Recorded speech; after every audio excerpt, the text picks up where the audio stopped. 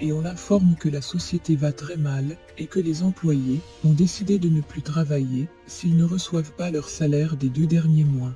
Il demande alors comment va l'hôtel et demande ensuite s'ils ne peuvent le vendre et couvrir les charges.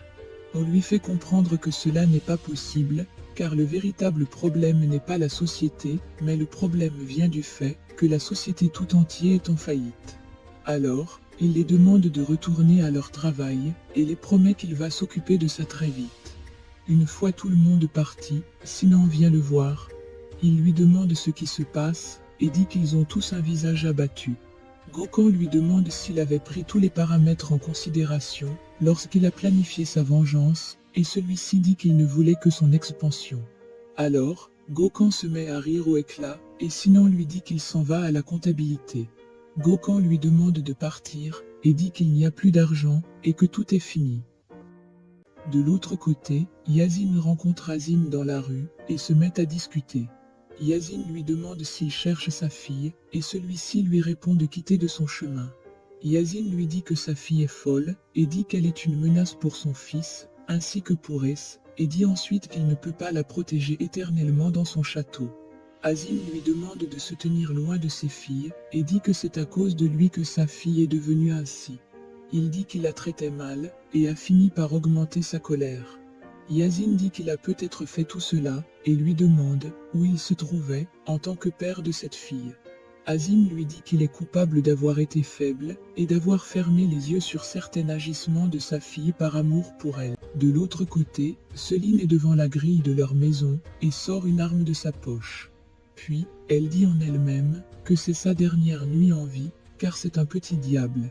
De l'autre côté, Yaji est chez lui et lit sur son téléphone que sa mère biologique vient de se donner la mort en prison. Celui-ci est un peu triste et fait de son mieux pour ne pas pleurer. Puis, il arrange ses affaires et lorsqu'il était sur le point de partir, il tombe sur Fazileh qui venait le voir. De l'autre côté, Hazan est en train d'aller au cimetière tout en se rappelant de ce que sa mère lui a dit sur son père. Une fois sur place, elle se met à pleurer et dit qu'elle est venue régler ses factures. Pendant ce temps, Fazileh est avec Yaji et lui dit qu'elle n'a pas voulu de lui, juste parce qu'il est le fils de cette folle femme et qu'il n'était pas un vrai Ejmen. Elle dit qu'elle a fait une erreur et dit qu'elle est désolée. Elle dit qu'elle a eu à lui raconter l'histoire de sa fille et dit qu'ils ont tous deux beaucoup souffert. Elle dit que c'est tout ce qu'elle avait à dire et dit qu'il a le choix et s'en va.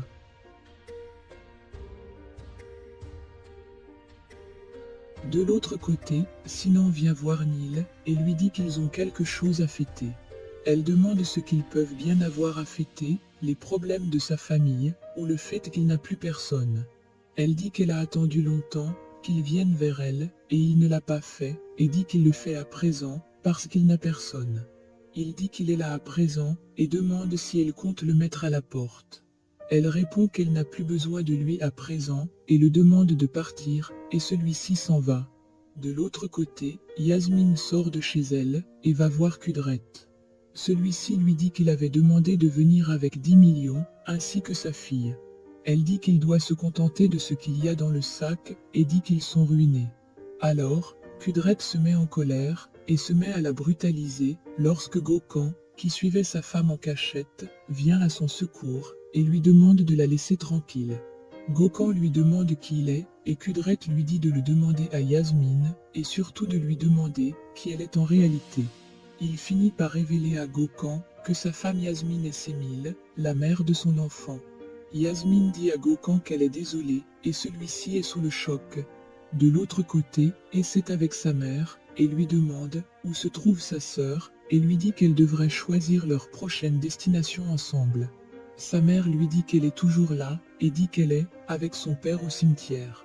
Elle lui demande ensuite de dormir et de profiter un peu, comme le bébé est également endormi.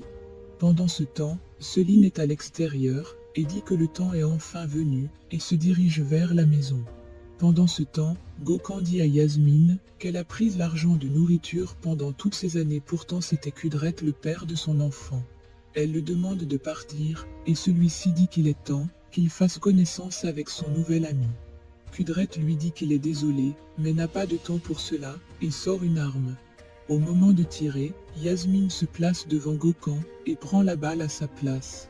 Voyant ce qu'il a fait, Kudret s'enfuit et Gökhan se met à pleurer, demandant à Yasmine de ne pas le laisser. De l'autre côté, Selin finit par entrer à la maison et se dirige vers la chambre d'essai.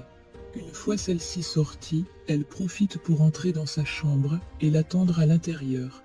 Pendant ce temps, Fazileh est en train de discuter avec Azim et lui dit qu'il est temps de se dire au revoir et dit qu'il est temps que leurs chemins se séparent.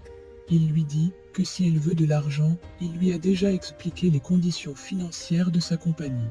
Elle dit qu'elle n'est pas là pour de l'argent et dit qu'elle a appris une leçon dans ce château. De l'autre côté, Selin se dirige vers l'enfant et dit qu'elle est désolée et dit qu'il est innocent, mais sa mère ne l'est pas. Elle dit ensuite qu'il ne peut pas prendre sa maison et doit mourir. Alors, elle prend l'oreiller et veut étouffer l'enfant avec. Pendant ce temps, Essay qui était sorti de la chambre est en train de revenir. Elle surprend Selin et jette son verre au sol, ce qui alerte Fazileh et Azim, qui accourent tous dans la chambre d'Essay. Yazin qui était à l'extérieur du château demande à entrer et court également dans la chambre d'Essay. Son père lui demande de ne pas faire cela et lui demande de s'éloigner de cet enfant. Elle dit qu'il aimerait plutôt sauver une autre femme que de sauver sa propre fille. Ils essaient tous de la dissuader de tirer et lui demandent de poser son arme. Selin dit alors à son père qu'il les a tous sauvés, mais qu'il ne sauvera pas sa fille, et se colle une balle en pleine tête et meurt, sous le regard pétrifié de son père et des autres. De l'autre côté, Yaji est dans le taxi et est en train de partir. De son côté, Hazan est toujours au cimetière, en train de parler avec son père. Puis, elle sort un ciseau et se met à couper le bout de ses cheveux, en disant à son père qu'elle le pardonne. Yaji qui était sur le point de partir, finit par la rejoindre au cimetière et la prend dans ses bras. Elle le demande s'il est prêt et il dit qu'il est prêt à croire en eux et ils se prennent à nouveau dans les bras.